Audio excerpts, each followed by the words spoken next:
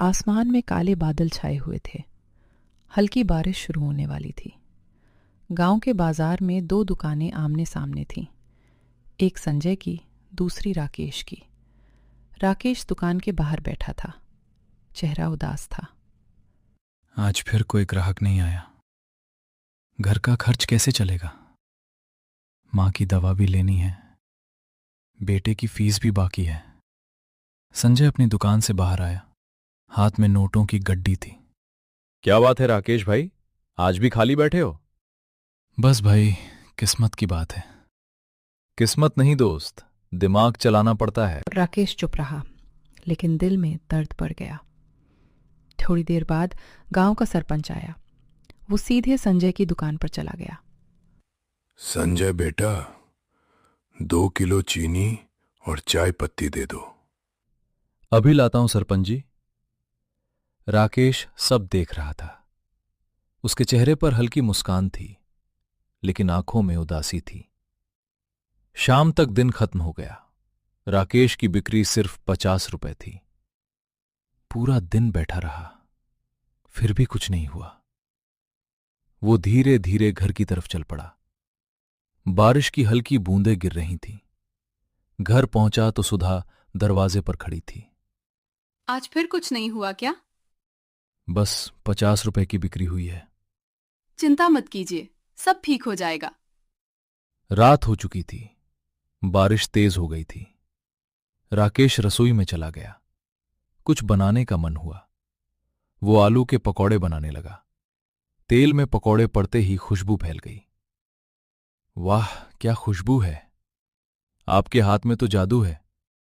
जादू से पेट नहीं भरता सुधा। सुधा कुछ देर चुप रही, फिर अचानक बोली, एक बात कहूं? हाँ बोलो। दुकान में जो मैगी पड़ी है, उसे बेच सकते हैं क्या?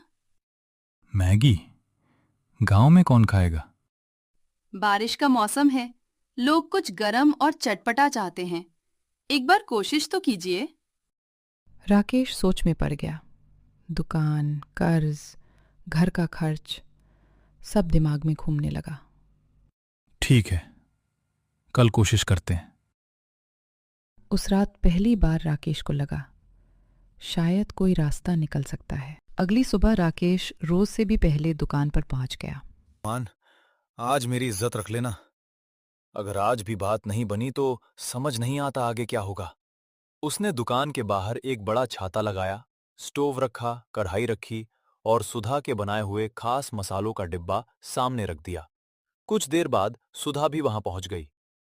इतना मत सोचिए, आज जो होगा अच्छा ही होगा। दिल तो मानता है, लेकिन डर भी लग रहा है। डर को छोड़िए और अपने हुनर पर भरोसा रखिए। उसी समय सामने बैठा संजय ये सब देख रहा था। अरे राकेश भाई, आज सुबह सुबह क्या नया तमाशा शुरू कर दिया? तमाशा नहीं भाई, बस एक नई कोशिश है। गांव में मैगी बेचोगे? अरे यहां लोग पराठे खाते हैं, मैगी नहीं। देखते हैं क्या होता है। मैं अभी से बता देता हूं, शाम तक सारे पैकेट वैसे ही पड़े मिलेंगे।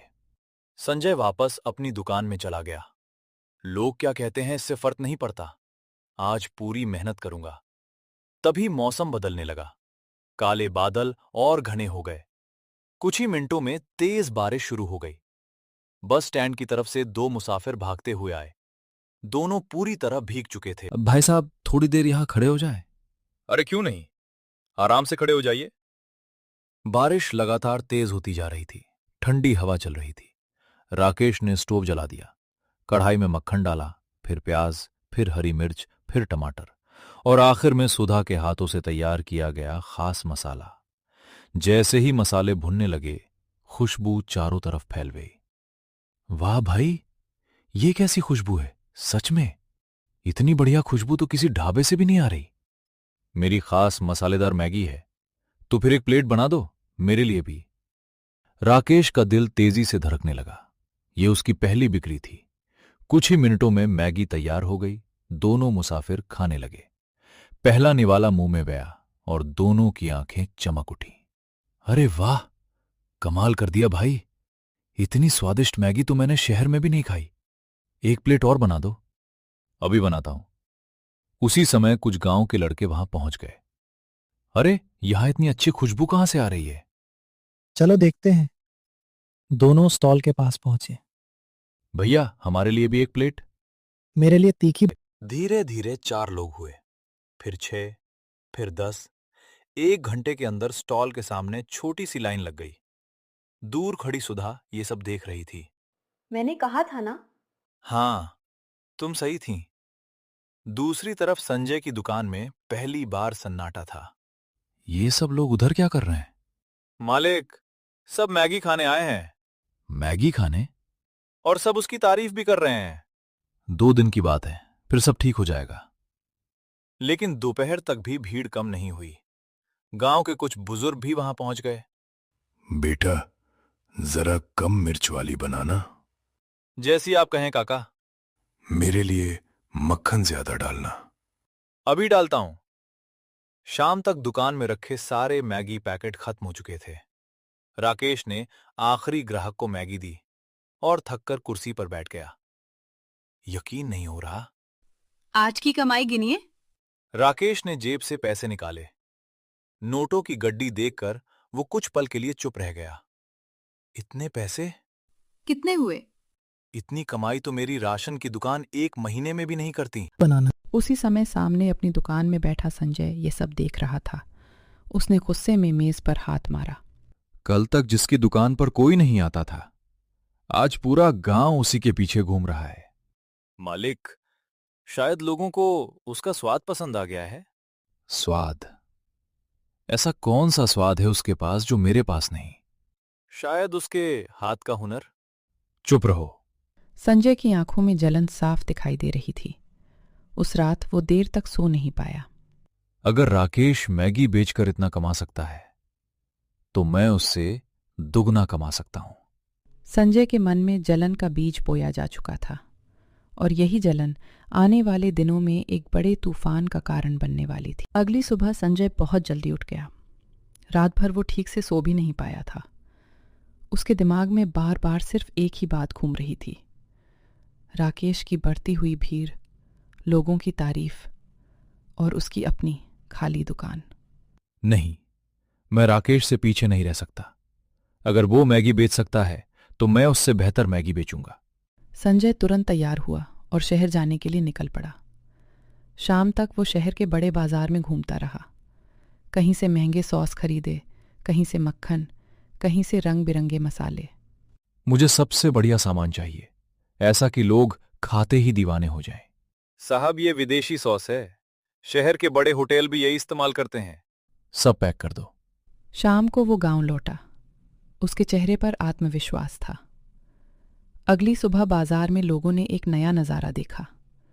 संजय की दुकान के सामने चमचमाती स्टील की टेबल लगी थी। नया गैस चूल्हा रखा था और ऊपर एक बड़ा बोर्ड लगा था। बोर्ड पर लिखा था, संजय स्पेशल मैगी पॉइंट। लोग रुक रुक कर बोर्ड देखने लगे। उसी समय राकेश भी दुकान खोल रहा था। अरे वाह संजय भाई, बहुत बढ़िया तैयारी की है। अभी तो शुरुआत है, अब गांव वालों को असली स्वाद मिलेगा।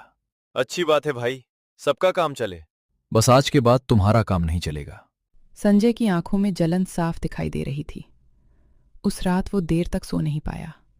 अगर राकेश मैगी बेचकर इतना कमा सकता है, तो मैं उससे दुगना कमा सकता हूं। उसी समय गांव के सरपंच वहां पहुंचे। राकेश बेटा, हमें तुम पर पूरा भरोसा है। धन्यवाद सरपंच जी। जिस इंसान ने कभी झूठ नहीं बोला, वो खाने में मिलावट नहीं कर सकता। सरपंच की बात सुनकर आसपास खड़े लोगों का शक दूर होने लगा। शाम तक फिर से भीड़ बढ़ने लगी। उधर संजय ये सब देखकर तिलमिला उठा। इतनी बड़ी अफवाह भी इसका कुछ नहीं बिगाड़ पाई। मालिक, सच्चाई ज्यादा दिन नहीं छुपती।